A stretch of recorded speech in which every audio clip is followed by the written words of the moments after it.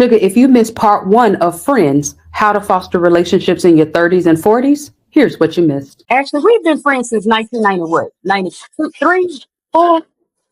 Oh, yes, a long time. How would you define friendship? I would define friendship as unconditional.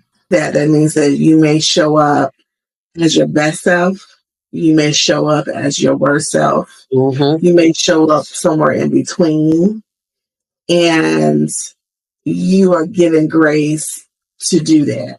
So something up recently was the last 10 years where we discovered the benefit of therapy. So your friendship, Yes. your core friendships were your first therapist. What I've noticed is that our friendships change as we get older, particularly when we hit our 30s and 40s. It's that you have to give people the space to grow. You have to give people the space to change. You have to give people the space to become. You also have to be upfront and real about what you need in a friendship. Unfortunately, we all have experienced situations where our trust was broken. Mm-hmm. And that may have shaped how we respond in future relationships. Yeah, that's where things start to jump off, the track. If we don't already have that intimacy, we already don't have that transparency, we already don't have that authenticity. By the time that communication, I said something that I didn't, well, that ain't how I meant it, and then, well, wait a minute, why you take it that, and then, and before you know it, but when it gets sticky, when it gets messy, Okay, Sugar, it's about to get juicy. Let's jump into part two, Friends, who to keep and who to cut off. What tips would you give people on how to navigate kind of when we get into the mess of friendships? I think just as you stated, it's important for us to communicate when things are going well or when there's those intermissions in your relationships. I think we have to communicate when we have those relationships as well.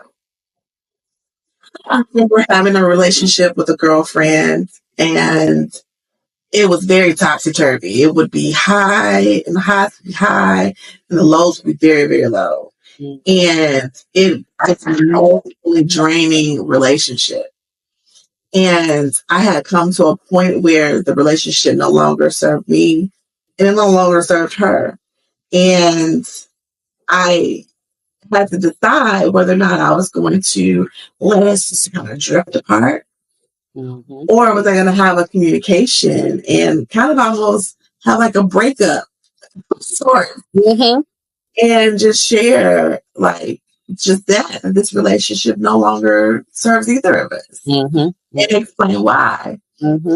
And I chose to have the conversation, which was interesting because the relationship dissolved, but we were still able to remain cordial.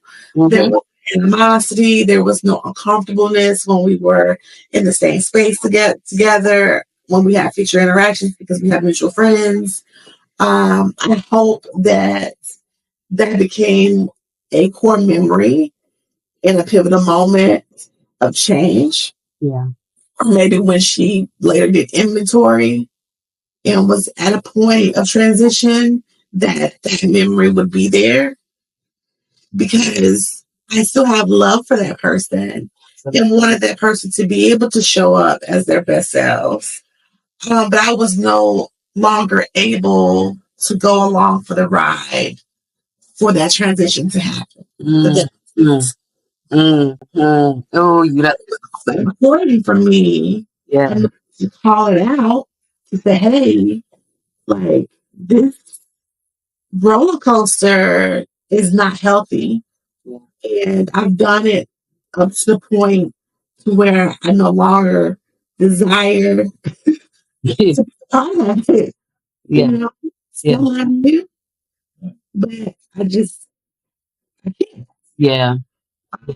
And I'm glad that's the approach that I took, and I would recommend people do that if it's someone that you care about, because you do want them to kind of see the perspective and make the change, or be cognizant of how their behaviors impact other people. And you can make the choice and say, I want you to know this is the behavior that's impacting me in our relationship and probably other relationships. Um, but I also don't want to be on the journey with you to healing. Or that need doesn't have my name on it. You know, it might, I might not be the friend to carry your mat, you know, in this season. That's okay.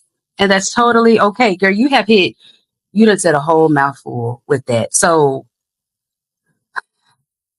I think, I think that we cut people off a little too quick. I think we don't stop for a second to really think about the person, you know, because again, if we're starting with authenticity, transparency, this is somebody that you love. Right. This is somebody that has a piece of your heart, or is supposed to, if again, from our definition of friendship that we're talking about today. So if I love this person, then how can I just throw this person away like that? If something happens or I've gotten offended or whatever it is, how can I then just, you know, and when I think about that, I think what it comes down to is that we haven't dealt with some of our own issues. I may be wrestling with insecurity that has nothing to do with you. You know, I could be wrestling with feelings of rejection, you know, or other things that have nothing to do with you. But when you said that thing, it hit that button of rejection, and it reminded me of that time or when you did that thing, it made me feel insecure when, you know, and so we're having these trigger like responses because it's easier to cut you off than to deal with me. Very true. Very true. You know what I'm saying? It's easier to make you the villain and say you just shouldn't have, or you should have known better to, and cut you off, thinking that in some way by cutting you off, I'm healing me when really I'm not. Right. Because whatever that thing Thinking from experience, you will always wonder how, if you are right in a decision, meaning that if you cut someone off, and this is someone that you care about, unfortunately, we will have created this whole scenario in our heads as to why something transpired, why they said what they said. And then and then you cut off communication.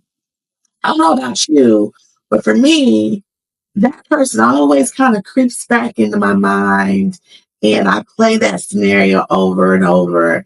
And I always wonder, like, was it really what I thought it was? You know, could I have done something different? It's almost, it's that I'm left. It's like, no, there's no closure. It's like just unfinished business. Yeah. In relation to that person. Yeah. Yeah. And it could be solved with just having a conversation. Yeah. But I think that we all, if you've been in a situation where you have just abruptly ended a relationship because of something that was said, wasn't said, misunderstanding, and you're just like, you know what, I ain't got time. I'm willing to bet that we all, on occasion, will sit back and that person will come back because we don't know, and we are curious as to what happened. What could have happened. And that's why the conversations are so important, you know, so that you can get some perspective on the thing. And I found that if that person is creeping back into your head, then you probably didn't handle that thing right. You know, it was probably something else that you didn't see. And now that you've had time to calm down, or now that some time has gotten on it and you have grown and maybe you've worked through whatever those issues were, or the rejection or the insecurity or whatever it is, now your mind is saying, hold on. Remember that. Remember, you know, and it takes a very mature person to go back and say, I was wrong. I didn't handle that right, to then restore the friendship, because that's a whole nother, this is, yes, while there are some people that we need to kiss goodbye, and we're going to talk about that in a second, restoring friendships, restoring, those relationships, and reconciling one to another, like actually taking the time to be humble enough Mhm. to say your friendship is more important to me than my pride. Right. Right. And we've talked about having the capacity to revisit and examine that when in the space and time where it occurred, you may not have. We Exactly. talked about when we were in junior high, we didn't have a concept of showing up Mm-hmm. for our friends. We Mm-hmm. just Or standing up for our standing friends. up for our friends. We just did what we're led by our heart more so than our minds. Yeah. And then as you get older and you kind of reflect on those relationships, you now have the capacity and the context to be able to say, I could have handled that differently, but I didn't because I was scared. Mm-hmm. I was scared of the ramifications that would, the blowback that would come back towards me. Yeah. I didn't have the courage then, Yeah. or whatever the case may be. Now you have the capacity to articulate that emotional feeling. And back then, we didn't. Yeah. Yeah. Yeah. And so, to your point, it's worse, swallowing your pride and maybe examining and restoring those friendships, or maybe not necessarily restoring it, but giving it the closure that it That deserves. that's absolutely, absolutely. And that's literally like, so Sugar says, we're saying this, we're not saying this because it sounds nice. We're saying this because literally Ashley and I had to walk this out. Like, this is what we walked out, and it doesn't matter which side of the fence you're on, the one that, maybe was the one that started the blow up, or on the receiving end of the blow up, or vice versa. There's still a level of humility that both friends have to bring, to the table, to be able to admit, this is how I felt, or this is what was happening, or this, and then that vulnerability to allow yourself to trust again, to allow yourself to lean back into that friendship again, and to admit and say, like you and I did with each other, Ashley, I missed you. Mhm. Missed you. I need you in my life. I couldn't imagine, like, we had to spend most of our college years, and while we were working on our advanced degrees and, things like that, we even got married and we're not, present at each other's, but I am still TT. I am there, but it took us having to humble ourselves and admit to ourselves and then to each other, you know, I need you. I miss you. Like, we have to fix this, and we're going to lean into each other, and we're going to invest it, only to find out that even while we were apart, you were still being my friend. I would never forget the day. I would never forget it because, I was not on social media. I was social media adverse. So all of this is just hilarious. I'm doing all of this because I wanted none of it, Sugar, none of it. But I think it was Nicole, Matt. Hey, Matt. She put up a post that was like, has anybody seen Tierini? Like, where is Tierini? And other people was like, no, she went to Miami. And no one else said, all our classmates from high school. Cause I went down to the bottom to the U 305 and bye-bye. I was gone. And eventually when I came on social media, that post, she responded on that post and tagged me in it. And so I was going through this post. At this point, it was what, like 8, 9 years old. At Yeah. this point, it was something like that. During that season when you and I had not reconnected, and I was going through all the comments, and I was like, "Oh my God, y'all had a real APB out for me. Like, y'all were really looking for me." And I saw where you commented, and you said, "No, her name was Tierini. That's how you spell her name." And that's what she. And I just died laughing because by that point, when I saw her, we had, reconnected. but it warmed my heart to know that even while we were separate one from another, that you were still advocating for me. You might not have had your voice back when we were kids, but now what you're not gonna do is spell her name wrong. And what you're not gonna do, yeah, I understand y'all looking for her, but how about no, no, no, no, no. That's not what we're gonna that's not what we're gonna do. And so just even in that, even if you guys are not, talking to each other, or if you do have to kiss that friend goodbye, there's no reason why you have to besmirch that person's name. There's no reason why you do not. I don't care what they did or what mistakes were made. You don't get the right to then, oh yeah, because they and this and that. Even if you don't say anything at all, that's better than, well, let me tell you what they did, and let me tell you, don't uncover somebody who was once your friend. Really, it's not good for us to uncover anybody like that, sugar. Just yeah, because you don't know what a person is walking through, what it takes them every day just to show up. But particularly if we're talking about friendships, that person's your friend, and now you're gonna go and air all their dirty laundry or go, no, like that is hard.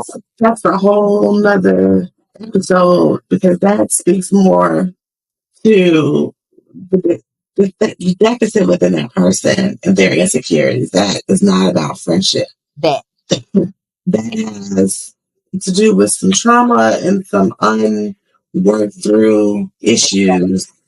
Yeah, that is so. And I know that social media and reality TV has glorified that behavior as saying that is part of friendship. It is not. That has never been part of my code of friendship. We don't roll that way. The most of that may occur is that you may have an instance where you and your friend are going at it and people are in the earshot of it. That's as far as, and even then, we say, hold on, put a pin in it. Let's get it here to the hotel room or to the cab, or to, so that we can, absolutely. Right. But the whole notion of airing people's business out, I think that is solely the social media driving that in reality TV. Because prior to that, I have never seen such behavior. My mama didn't roll like that with her friendships. I surely didn't roll like that in our friendships. I don't recall experiencing that when we were in school. So I think that if that's the conversation, then that's not about friendship. That's about some self-serving behavior where that person went into the relationship with ulterior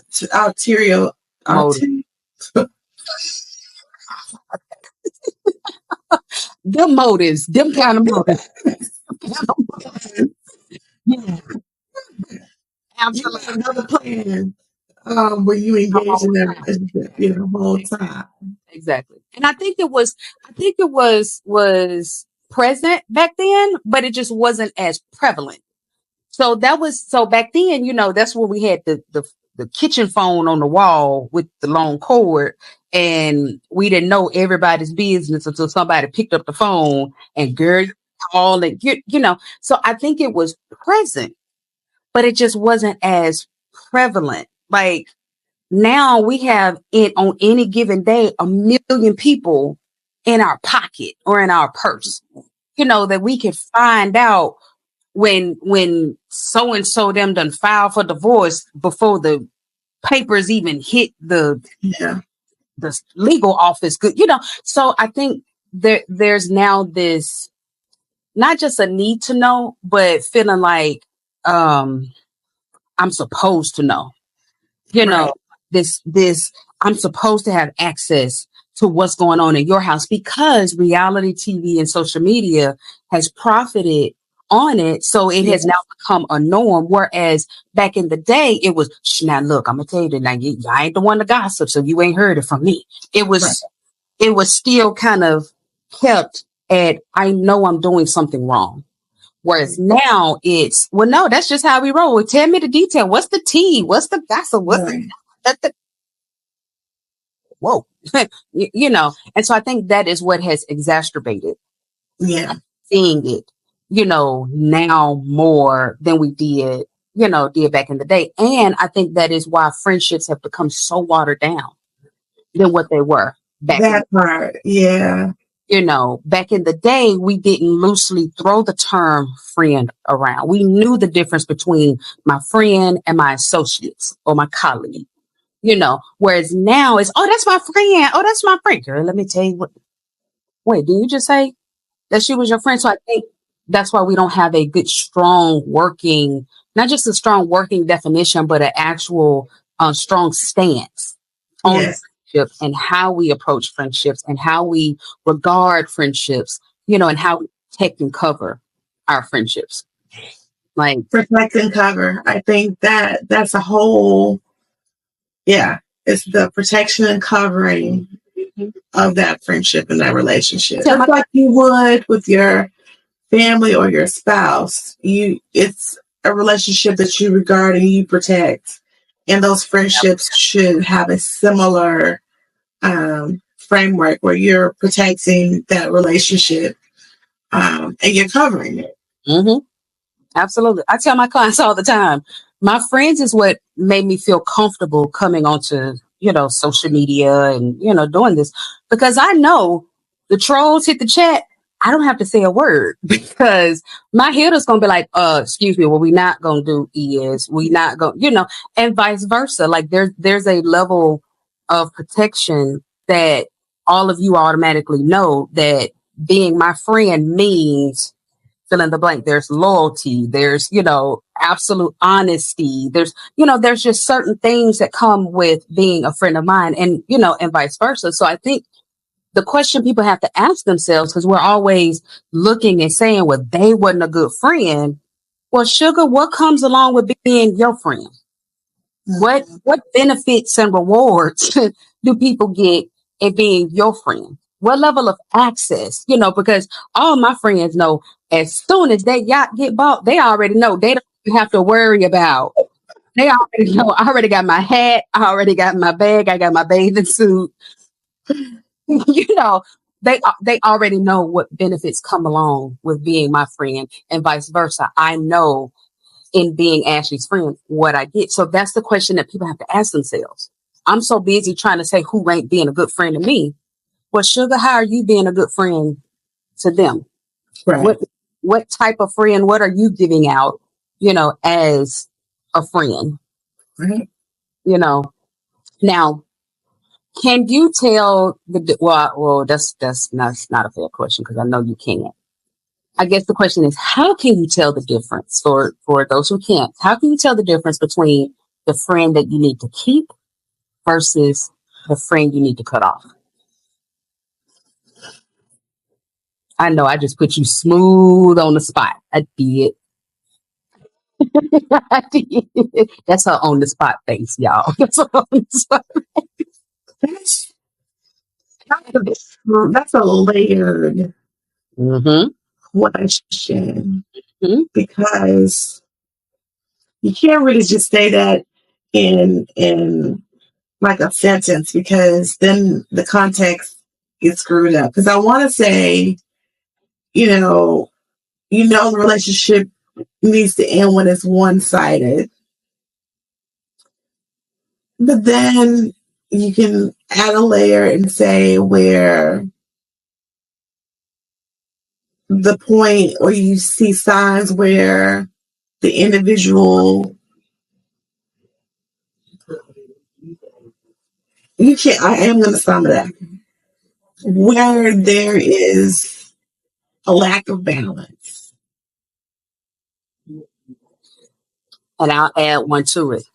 But there's a lack of balance and a lack of respect for boundaries. Yes.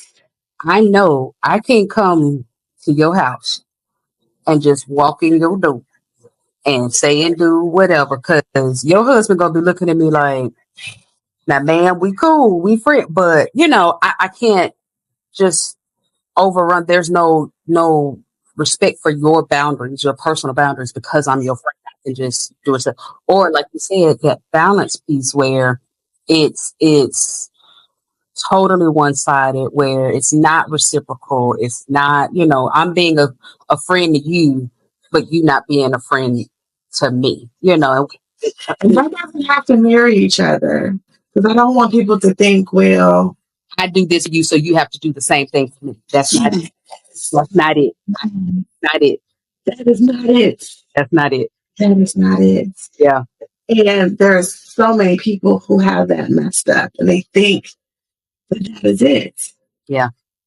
And it's not. Yeah. That is that you're right. Because it may be even if we just go to just a basic, elementary example. They say you and I are at different income brackets. So you might be able to afford to, come on, girl, we just finna go out here for this trip and I'm gonna, get paid, catch paid. Well, I might not be able to reciprocate in that way or, do that. So does that make me a bad friend? And in so many examples nowadays, it does. Well, I bought you and you didn't. Well, I call you and you don't. And we do that and we don't necessarily look at the intangibles of, what's happening in the friendship. Or again, it goes back to those expectations of the friendship. Now, if you are saying, and Sugar, again, it's nothing wrong with it. If you're saying, I want my friends to where we can buy each other and we can do then that's perfectly fine. But you got to put that on Front Street and say, this is the type of friendship that I want, and not hold that as an unspoken expectation. And then get pissed off when the person doesn't, doesn't meet that expectation. Mm-hmm. But yeah, I agree that when we're talking about who to keep and who to cut off, it's a layered. It's very layered. It's very situational. This is where honestly we got to invite, for us believers, we got to invite the Holy Spirit in, because man is on the outer. God knows the heart. So I may say, oh, that friendship is done. It's done. And God may boomerang that thing back and say, okay, again, like with us, we had to have our space and our time, but now let's bring y'all back. Mm-hmm. You know what I'm saying? It might not be a total cutoff, but in some cases, you might need to kiss that person goodbye because they may be keeping you from, double. They may be the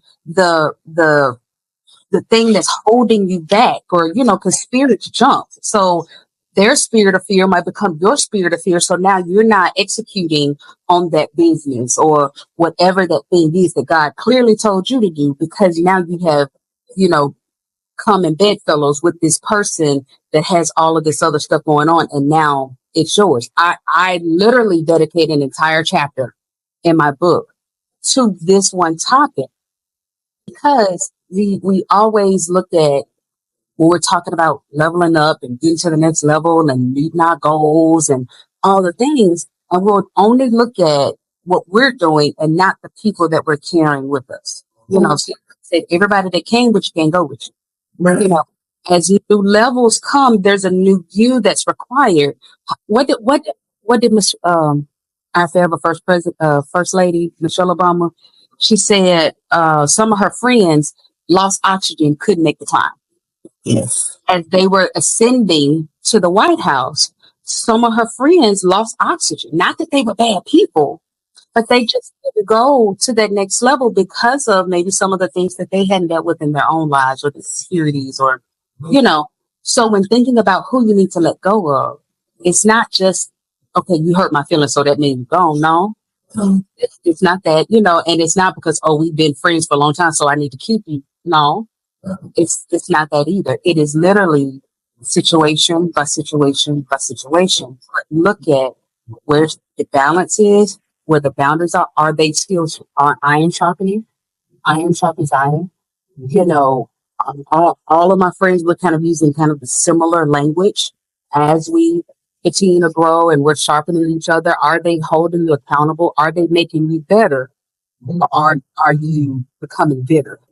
In this interaction, do you find yourself being drained after every conversation, and not just the the weight of carrying a friend and being a friend, but literally a piece of you dies every time you talk to them.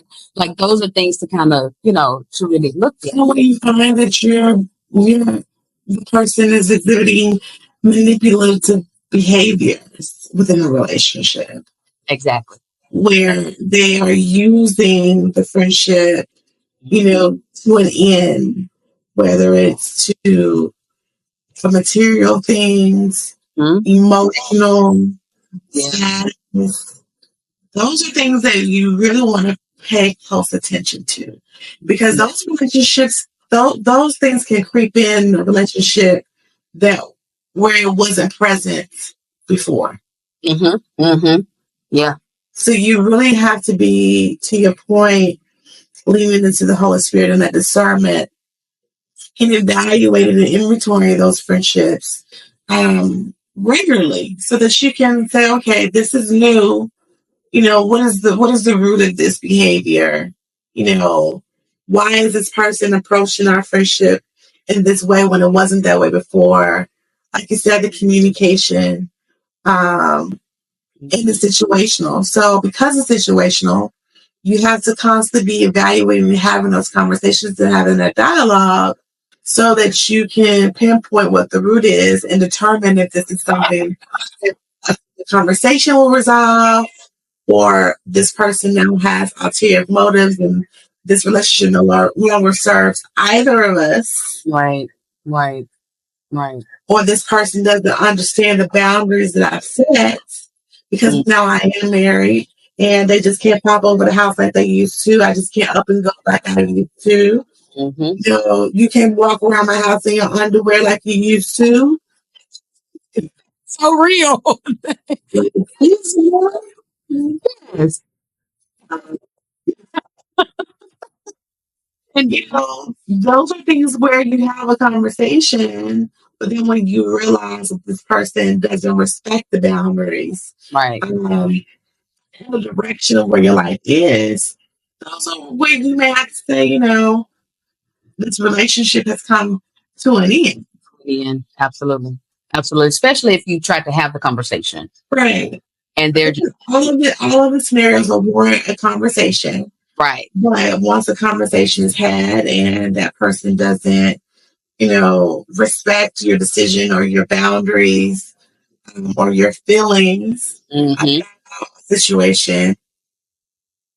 Yeah. Yeah. Now we have to wave each other goodbye. But I hope that this conversation, at least one nugget, has resonated with someone, and how they, maybe they'll pick up the phone this Yes. week and reach out to someone that they haven't connected with in a while, or, give closure to a relationship that needs closure. So, Absolutely.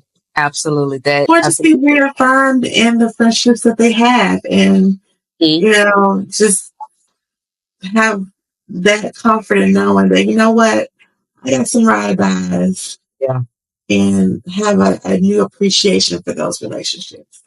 And it's one of the reasons why I definitely wanted to have this conversation and have this conversation with you, because of, our friendship, how important, it is, and how we feel about each other, so, and that it hasn't always been, oh yeah, we're friends. Like, no, it's been tested. Right. We've, had to, walk through this. So hopefully people will hear this and see like, no, that's real. Like they get what I'm saying. Like they're not just, blowing smoke, and know that if we could do it and get to this beautiful place. So now it includes spouses, it includes, it includes so many, so many people that they can do it to. Absolutely. Like, do it to you. Hold on to your people, sugar. Hold on. Yes. Hold on to them, love them, tight, because also we're at this age where we're losing people. Yes. People are getting on up out of here, and God is calling them home, so making sure that we're taking the time that we have to love the people that God has given us. Yes, but I sincerely appreciate you for joining me today. Yay. Mwah.